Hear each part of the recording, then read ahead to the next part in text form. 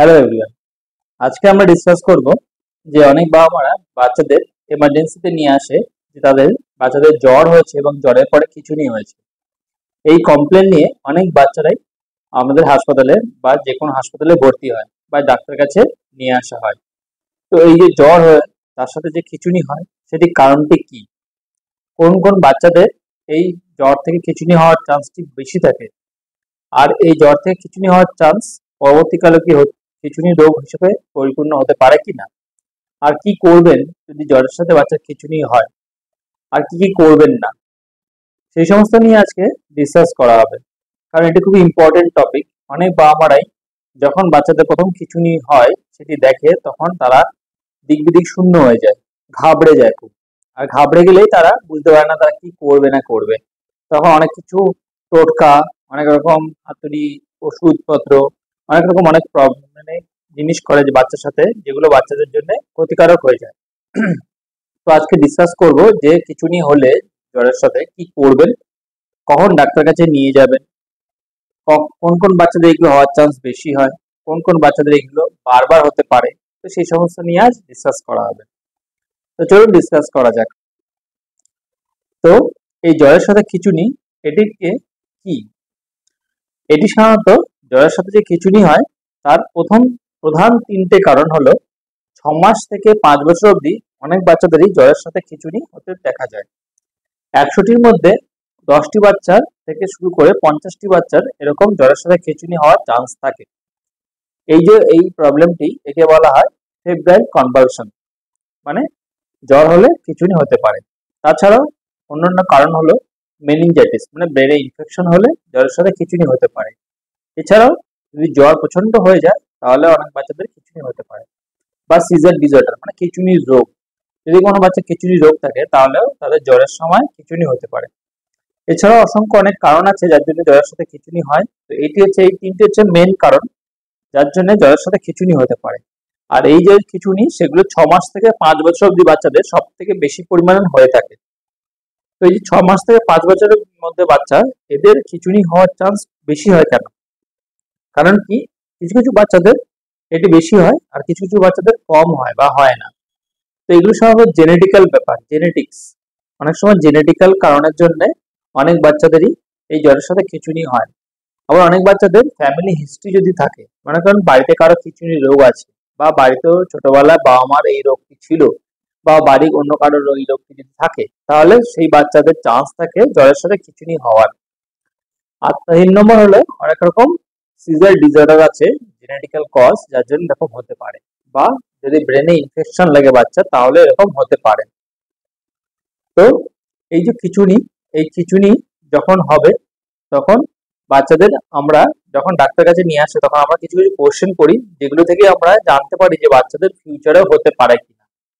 যেমন কি, যদি বাচ্চা জন্মের পরে আইসিইউতে ভর্তি থাকে, বা বাচ্চা জন্মের পরে কান্নাকাটি না করে, কাছে ঘরে ভর্তি থেকেছে, কান্নাকাটি করেনি, বাচ্চা জন্মের সঙ্গে সঙ্গে কান্নাকাটি করেনি, ব্রেনে আঘাত লেগেছে বাচ্চার, বা বাচ্চা যদি আপনার জন্মের পরে বাচ্চা দেরি করে কেঁদেছে, বাচ্চা জন্মের পরে খিঁচুনির রোগ হয়েছিল, বা ব্রেনে মেনিনজাইটিস হয়েছিল, তাহলে এই সমস্ত বাচ্চাদের 6 মাসের পরে খিঁচুনির চান্সটি, জ্বরের সাথে খিঁচুনির চান্স মানে ফেব্রুয়ারি কনভার্সনের চান্স অনেক বেড়ে যায়।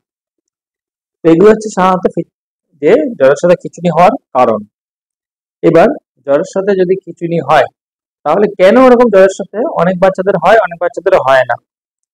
স্টাডি করে দেখা গেছে যে যে সমস্ত বাচ্চাদের জ্বরের সাথে খিঁচুনি হয় তাদের ব্রেনে ইলেকট্রিক্যাল অ্যাক্টিভিটি যেটি থাকে সেটি অন্য বাচ্চার থেকে ইলেকট্রিক্যাল অ্যাক্টিভিটি থেকে কম হয়। মানে কি, মনে করুন যে আপনার কোনো একটা সুইচ ব্রেনে, আমরা সবসময় বলি যে কারেন্ট পাস হচ্ছে, তাহলে একটা সুইচে আমি সুইচটি পুরোপুরি ক্লিক করলে তারপরে সুইচটি অন হচ্ছে। আবার কিছু কিছু বাচ্চাদের সুইচটি হাফ অন করলেই, ক্লিক করলেই সুইচটি অন হয়ে যাচ্ছে।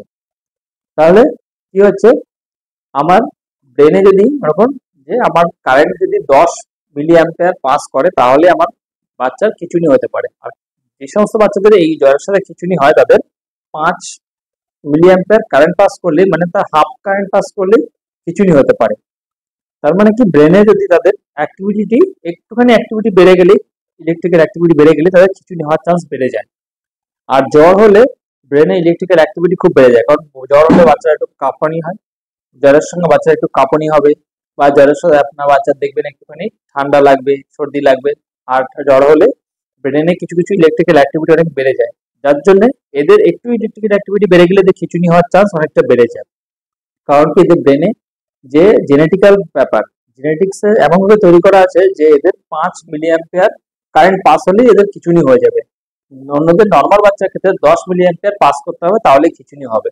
এটা হচ্ছে একটু সোজাভাবে বোঝানোর জন্য বললাম। এবার খিঁচুনি হলে কি করবেন?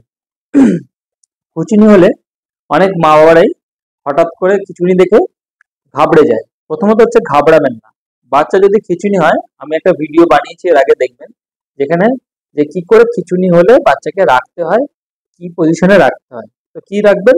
রিকভারি পজিশনে রাখবেন। মানে কি, বাচ্চাটাকে বাঁ দিকে কাত করে রাখবেন, একটা হাত বাচ্চার মাথার নিচে থাকবে, থুতনির নিচে থাকবে, আর একটা হাত বাচ্চার সাইডে থাকবে। বাচ্চাকে কাত করে শোয়াবেন, আর হাঁটুটিকে ভাঁজ করে দেবেন, একটি পাকে ভাঁজ করে দেবেন। রিকভারি পজিশন ঠিক এই ছবির মতন।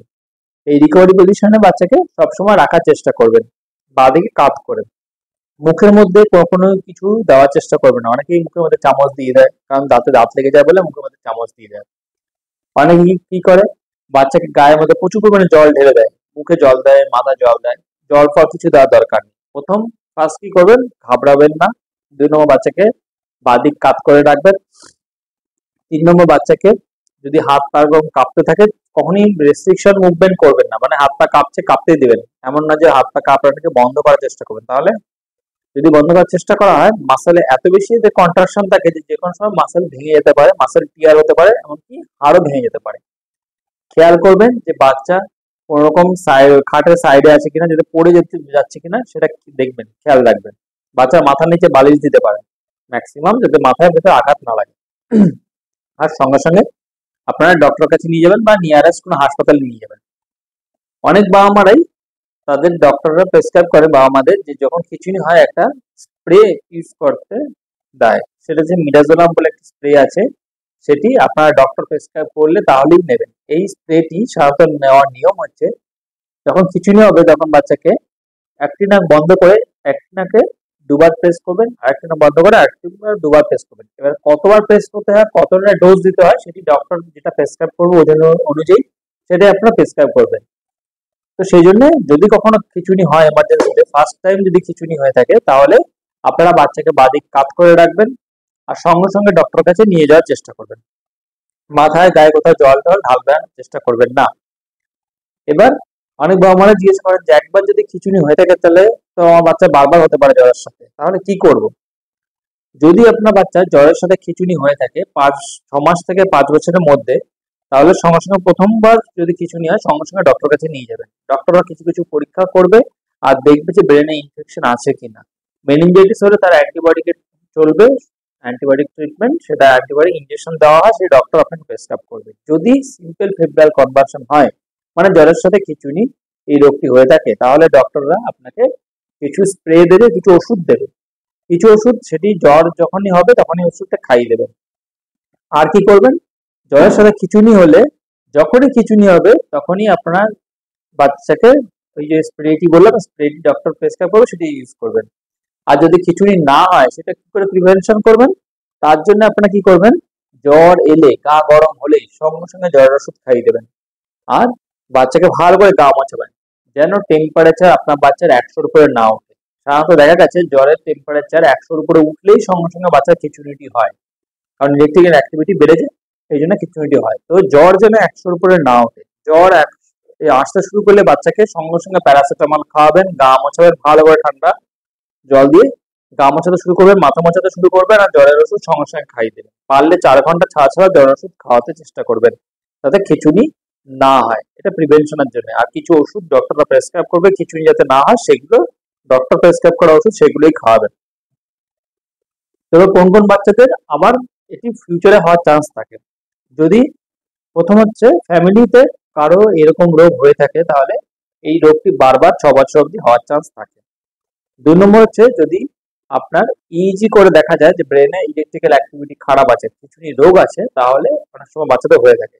যদি বাচ্চা কখনো জন্মের পরে কান্না না করে থাকে, আইসিইউতে ভর্তি থাকে, বা বুদ্ধি একটু কম হয়, বা বাচ্চা যদি আপনার ঠান্ডা সর্দি জন্মের পরে লেগেছে, অনেক বাবা মানে এটা বলেন, বা আইসিইউতে ভর্তি থাকে, বা যদি জন্মের পরে আর কোনো বাচ্চা খিঁচুনি হয় তাহলে সেই বাচ্চাদের এই জ্বরের সাথে খিঁচুনি হওয়ার চান্স খুব বেড়ে যায়।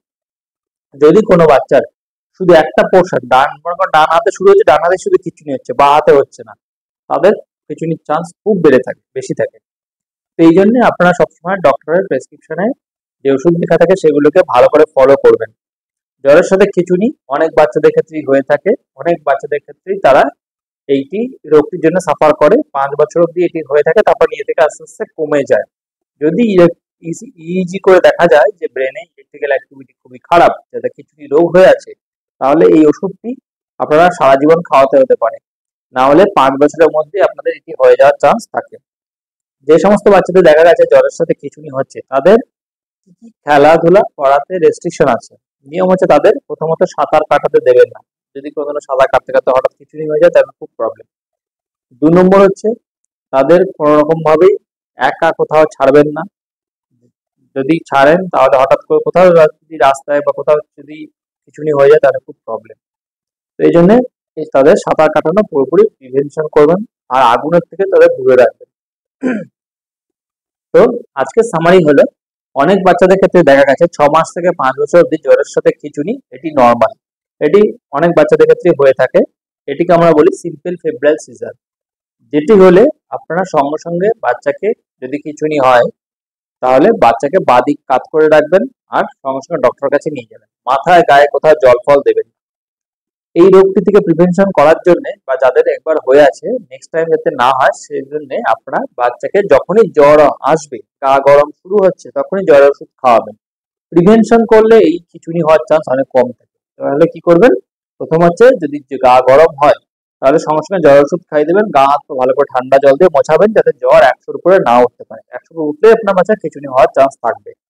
আর ডক্টর কিছু প্রেসক্রাইব করা ওষুধ ইউজ করেন, সেই ওষুধগুলো বাচ্চাকে সঙ্গে সঙ্গে টাইম মতো খাইয়ে দেবেন, তাহলে আপনার বাচ্চা খিচুড়ি হতে হবে না। আর এগুলো হলে সঙ্গে সঙ্গে ডক্টর কাছে যাবেন নিয়ে। তো আজকের জন্য আপাতত এটুকুই, দেখা হবে নেক্সট এপিসোডে। Thank you.